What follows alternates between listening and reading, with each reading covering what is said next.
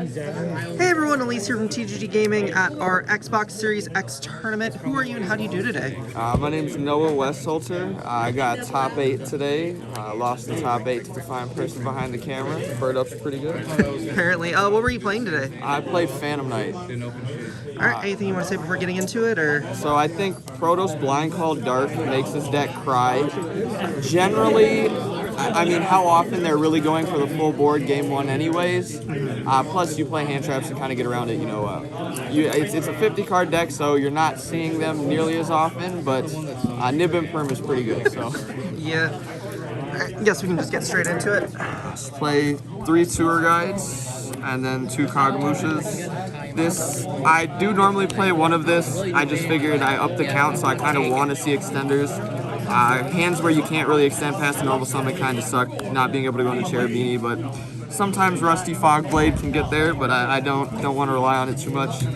This often gets sided out, usually not all of them, but 1 to 2. This is just definitely the far superior normal summon. Generally, I don't want to use this effect until later in the combo, but it definitely helps you get there. And then we've got the 3 boots, 2 cloak, stained greaves, and gloves. I don't have the Phantom Knight wings. I play the little bit worse trap card, so I think this kind of helps for hands where you can like search this and then special summon it out because you want to end on this to be able to send the trap card because I don't have the one that can just get in the grave. For the side deck, you'll see that.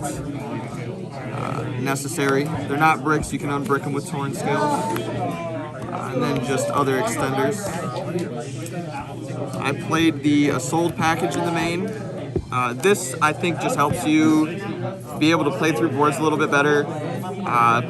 Game 1, generally, like a lot of times, since you're not going for the Scythe, your opponent will nib you early, and being able to fall back on this and just set up an Appaloosa, plus like having a Rusty bring back the Xyz to pop is pretty good.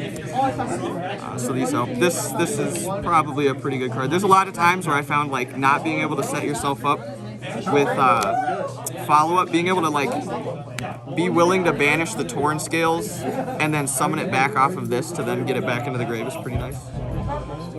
E-Tellies for the E-Telly targets, DPE package, this is insane.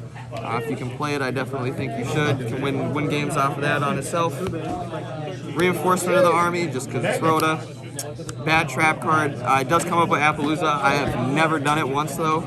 This is just for the Scythe combo. I play Extender, these. For hand traps today, I played 2 Droll, 3 Nib, 3 Imperm in the main. So played 3 Droplet just because this deck has no problem discarding stuff. And then IO Called By to finish that up. Side deck's a little weird, so I got the 3rd Droll just for birds. I side into the Scythe package.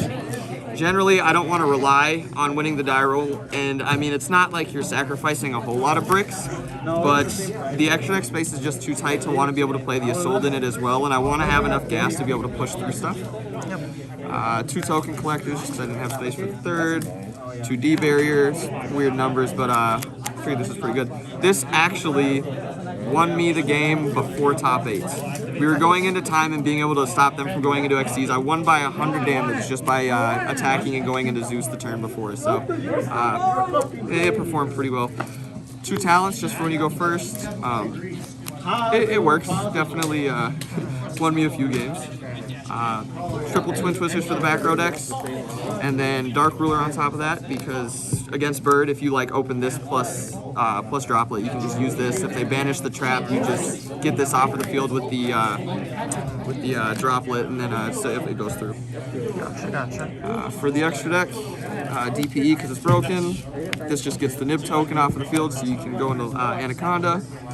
Access code and Appaloosa. Made this card more than access code today. Access code really didn't do much of anything. I think generally, the more I think about it, it's like, it's really not a card that you can cut, but at the same time, I feel like you're playing through boards a lot of the time enough as is with things like the Zeus, that I might even actually just put this into another Zeus.